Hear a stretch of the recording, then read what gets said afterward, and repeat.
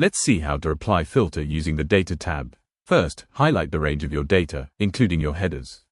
Next, go to the Data tab in the toolbar at the top. You'll see a button called Filter. Click it. And just like that, small drop-down arrows appear in each column header. Click the arrow on any column to filter your data by specific values, text, or numbers. You can also select from the filter which content in a specific column you would like to show, making it super easy to focus only on the information you need. You can even use custom filters to find data that meets certain conditions, like values greater than 100 or names that start with A. Filters make it easy to focus only on the information you need, without deleting anything.